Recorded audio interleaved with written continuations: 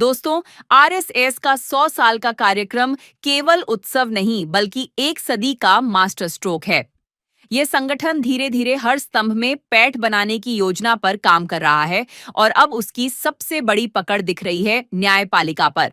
संविधान ने साफ कहा है कि किसी भी लोकतांत्रिक स्तंभ पर बाहरी नियंत्रण नहीं होना चाहिए, लेकिन पिछले 10 साल में यह स्थिति पूरी तरह बदल गई है। आरएसएस का प्रभाव अब इतना बढ़ चुका है कि अदालतों की नियुक्तियों तक उनके हाथ पहुंच चुके हैं। ये न सिर्फ लोकतंत्र के लिए खतरनाक है, बल्कि जनता के भरोसे को भी तोड़ने वाला है। हाल ही में सामने आई 24 नियुक्तियों ने इस पूरे खेल को साफ कर दिया। इनमें से 10 वकीलों को इलाहाबाद हाईकोर्ट का जज बनाया गया और यह कोई सामान्य नियुक्ति नहीं थी। बताया जा रहा है कि ये नाम सीधे आरएसएस के रेफरेंस से भेजे गए थे। यह केवल न्यायपालिका के भीतर आरएसएस की ताकत को दर्शाता है, बल्कि यह भी दिखाता है कि किस तरह न्यायिक स्वतंत्रता धीरे धीरे एक विचारधारा के कब्जे में जा रही है। ये सवाल उठता है कि जब जज बनाने का अधिकार किसी संगठन के पास हो, तो फिर जनता को निष्पक्ष न्याय की उम्मीद किससे करनी चाहिए? और यह सब केवल नियुक्तियों तक सीमित नहीं है। हाल ही में इलाहाबाद हाईकोर्ट के न्यायाधीश शेखर यादव को साइडलाइन कर दिया गया। याद कीजिए, यही वह जज थे जिन्होंने एक बेहद विवादित और हॉरिबल बयान दिया था। लेकिन उस बयान के बाद उन्हें जिस तरह किनारे कर दिया गया, उससे साफ होता है कि सिस्टम में अब केवल वही टिक सकता है जो आरएसएस के हिसाब से झुके। जिनकी सोच स्वतंत्र है या जो असहमति रखते हैं, उन्हें धीरे धीरे हटा दिया जाता है। यह सिर्फ एक व्यक्ति का मामला नहीं है, बल्कि पूरे सिस्टम की दिशा का संकेत है। आरएसएस की इस पकड़ का सबसे खतरनाक पहलू यह है कि झुकने वालों को प्रमोशन और विरोध करने वालों को साइडलाइन मिल रहा है। अदालतों में बैठे जजों को अब पता है कि अगर उन्हें आगे बढ़ना है तो उन्हें किसके इशारे पर चलना होगा, और यही वह डरावनी स्थिति है जिससे लोकतंत्र खोखला होता है। न्यायपालिका वह स्तंभ है जो जनता और सत्ता के बीच संतुलन बनाए रखता है, लेकिन जब यह स्तंभ भी नियंत्रित हो जाए तो जनता के पास बचता क्या है? लोकतंत्र केवल किताबों और भाषणों तक सीमित हो जाता है। अब सोचिए, पिछले 10 साल में कैसे यह खेल खेला गया। पहले शिक्षा संस्थानों पर कब्जा किया गया, फिर मीडिया का बड़ा हिस्सा इस विचारधारा के कब्जे में आया, उसके बाद नौकरशाही और एजेंसियों में अपने लोग बैठाए गए, और अब जब सब स्तंभ धीरे धीरे काबू में आ गए तो अंतिम निशाना था न्यायपालिका। क्योंकि अगर अदालतें भी नियंत्रित हो जाएं तो विरोध करने वालों की आवाज को दबाना बेहद आसान हो जाता है। विपक्ष चाहे कितना भी शोर मचाए, जनता चाहे कितना भी विरोध करे, अदालत का एक आदेश सब खत्म कर सकता है। आरएसएस का यह 100 साल का प्रोजेक्ट इसीलिए इतना खतरनाक है। यह सीधे सीधे जनता के भविष्य पर असर डालता है। जब अदालतें भी आदेशों और लॉबी की वजह से फैसले देंगी, तो आम आदमी के लिए न्याय मिलना लगभग नामुमकिन हो जाएगा। यह स्थिति किसी भी लोकतांत्रिक व्यवस्था के लिए आत्मघाती है। असल सवाल यह है कि जब खुद न्यायपालिका झुक जाएगी तो जनता किस दरवाजे पर दस्तक देगी? इस देश का लोकतंत्र फिर केवल एक ढांचा रह जाएगा, बाहर से लोकतंत्र लेकिन अंदर से तानाशाही। यह सब एक सुनियोजित रणनीति का हिस्सा है। अमित शाह और भूपेंद्र यादव जैसे नेता पिछले 10 साल से इस लॉबी को चला रहे हैं। शाह ने राजनीति और सत्ता के जरिए नियंत्रण मजबूत किया, जबकि यादव ने संगठन और कानूनी स्तर पर पूरी जाल बिछाई। आज यह नेटवर्क इतना मजबूत है कि किसी जज की नियुक्ति से लेकर ट्रांसफर तक सब उसी की मर्जी से होता है, और जनता को लगता है कि अदालत स्वतंत्र है। यह भ्रम ही आरएसएस की सबसे बड़ी जीत है। सबसे डरावनी बात यह है कि आरएसएस झुकाव वाले लोगों को कोई डर नहीं है। वे खुलकर फैसले कर रहे हैं, खुलेआम नियुक्तियां करवा रहे हैं। इलाहाबाद हाईकोर्ट की हालिया नियुक्तियां इसका सबसे ताजा उदाहरण है। जजों के चयन में पारदर्शिता की जगह अब विचारधारा तय कर रही है कि कौन जज बनेगा और कौन नहीं। इससे जनता का भरोसा टूट रहा है, लेकिन सत्ता और संगठन को इसकी परवाह नहीं। उन्हें पता है कि जब अदालत भी उनके साथ है तो कोई उन्हें रोक नहीं सकता। अगर यही चलता रहा तो आने वाले सालों में संविधान केवल एक किताब बनकर रह जाएगा। उसमें लिखा होगा कि न्यायपालिका स्वतंत्र है, लेकिन हकीकत में वह आरएसएस की विचारधारा की कठपुतली होगी। यह स्थिति केवल राजनीति का सवाल नहीं है, यह भारत के भविष्य का सवाल है। लोकतंत्र की आत्मा को बचाने के लिए जरूरी है कि लोग जागें और समझें कि यह सिर्फ नियुक्तियों का खेल नहीं है, बल्कि देश की दिशा बदलने की योजना है। दोस्तों, यह कहानी सिर्फ इलाहाबाद हाईकोर्ट की 24 नियुक्तियों की नहीं है। यह उस 100 साल के मास्टर स्ट्रोक की है जिसने हर स्तंभ को धीरे धीरे अपने कब्जे में लिया और अब न्यायपालिका को भी झुका दिया। शेखर यादव जैसे जजों को साइडलाइन करके यह संदेश दिया जा रहा है कि केवल वही चलेगा जो आरएसएस की लाइन पर चलेगा। संविधान कहता है कि किसी भी लोकतांत्रिक स्तंभ पर बाहरी नियंत्रण नहीं होना चाहिए, लेकिन आज यही संविधान सबसे ज्यादा खतरे में है।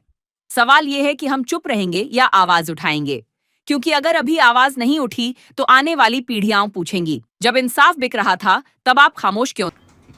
दोस्तों, आज हम बात कर रहे हैं उस मुद्दे की जिस पर आमतौर पर लोग चर्चा करने से भी डरते हैं, न्यायपालिका की स्वतंत्रता।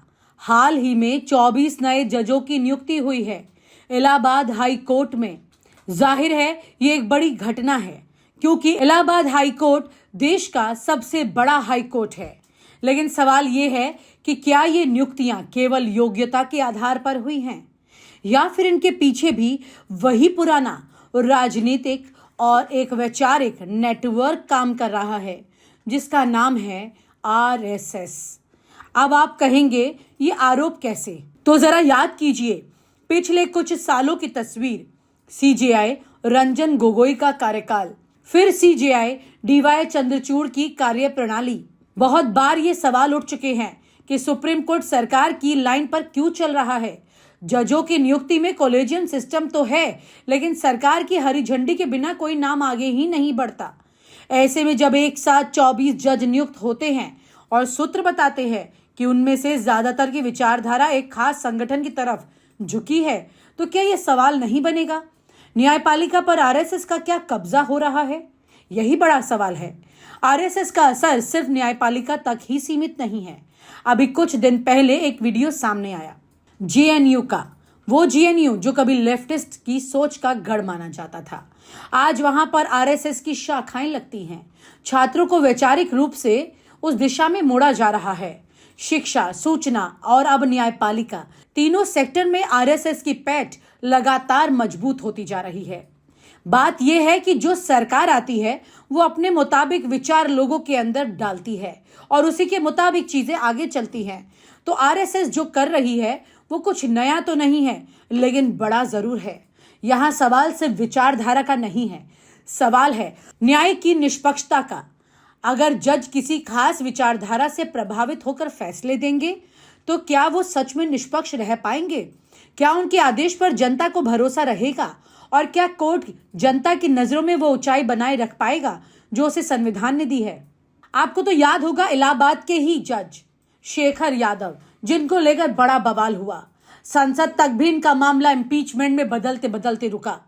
बड़ी बात यह है कि शेखर यादव पर जिस तरह के आरोप लगे उसको लेकर वाकई में चिंता होती है, और शेखर यादव की करीबी आरएसएस के साथ जिस तरह से रही और जो उनके शब्द रहे, उसको देखते हुए भी ये साफ कहा जा सकता है कि जो सवाल इस खबर के द्वारा हम उठा रहे हैं वो कुछ ऐसा नहीं है जो कि आसमान में तारे दिखाने जैसा हो, क्योंकि यहाँ पर तस्वीर बिल्कुल साफ है। अब जरा सोचिए, जिस इलाहाबाद हाई कोर्ट ने हजारों बड़े फैसले दिए, वही कोर्ट अगर अब वैचारिक तौर पर कंट्रोलिंग करने लगा है तो क्या होगा? याद करिए, राम जन्मभूमि बाबरी मस्जिद केस, वहां के फैसलों ने राजनीति की दिशा बदल दी थी। तो अब अगर वहां पर जज नियुक्ति होते समय ही एक ही विचार की तरफ झुकाव होता रहेगा तो भविष्य में आने वाले बड़े फैसलों पर फिर हमें सोचना ही क्यों है? दरअसल कॉलेजियम ने 26 नामों की सिफारिशों की लिस्ट सरकार के पास भेजी थी, जिसमें से सरकार ने 24 नामों को अप्रूव कर दिया। उसमें से 10 नाम वो हैं जिन पर सवाल उठता है, क्योंकि ये तमाम लोग वकील हैं जिनको जज की कैटेगरी में अपग्रेड कर दिया गया है, और ये वो नाम है जिस पर संघ के इशारे पर आगे बढ़ाने का आरोप यहाँ पर लग रहा है। चर्चाएं जोरदार तेजी से चल रही हैं। इलाहाबाद हाई कोर्ट में हर जगह पर इसी बात को लेकर सवाल गूंज रहा है। मामला तो एक तरफा ही आएगा, ये हमें पहले से पता होगा। कानूनी भाषा में इसे कंटेम्प्ट ऑफ कोर्ट कहा जाता है, अगर हम सीधे सीधे किसी जज की निष्ठा या ईमानदारी पर सवाल उठाए। इसलिए नाम लेकर बोलना तो यहाँ खतरनाक है, लेकिन समूह में हुई नियुक्ति पर सवाल उठाना, सिस्टम पर सवाल करना और वैचारिक हस्तक्षेप की चर्चा करना, ये तो जनता का हक है और यही सवाल हम उठा रहे हैं। ये पूरी लिस्ट जजों के नाम की आपको कहीं भी मिल जाएगी। आप इसे गूगल सर्च भी कर सकते हैं। हाल ही में 24 जजों की यह नियुक्ति हुई है। तो क्या देश की न्यायपालिका भी अब उसी रास्ते पर चल पड़ी है जिस पर हमारी शिक्षा व्यवस्था चली? पहले सीबीएसई के किताबों से बदलाव शुरू हुआ, फिर यूनिवर्सिटी में नियुक्तियां और अब हाई कोर्ट में नियुक्तियां। क्या ये महज एक इत्तेफाक है या फिर ये एक सोची समझी रणनीति है जिससे आने वाले 20 सालों तक हर बड़े संस्थान पर एक ही विचारधारा का नियंत्रण रहेगा, यानी कि आरएसएस हर जगह से कंट्रोल करेगी? दोस्तों, लोकतंत्र की खूबसूरती यही है कि हर संस्थान स्वतंत्र हो। प्रेस, न्यायपालिका, कार्यपालिका तीनों अपनी जगह काम करें। लेकिन अगर सब एक लाइन पर खड़े हो जाएं और सबका रिमोट कंट्रोल एक ही संगठन के पास चला जाए तो फिर लोकतंत्र कैसे बचेगा?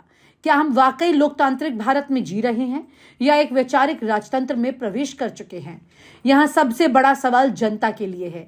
क्या जनता अब भी कोर्ट के फैसलों पर आंख बंद कर भरोसा करेगी या हर आदेश को राजनीतिक चश्मे से देखेगी? अगर जनता का भरोसा ही डगमगा गया तो संविधान की सबसे मजबूत संस्था भी खोखली रह जाएगी और यही बड़ा असली खतरा है। आखिर में हम यही कहना चाहेंगे कि जजों की नियुक्ति केवल नामों की सूची में नहीं होती, ये देश की आत्मा से जुड़ा मामला है। अगर हर नियुक्ति को आरएसएस जैसी विचारधारा की छाया में देखा जाएगा तो न्यायपालिका की छवि पूरी तरह से ध्वस्त हो जाएगी।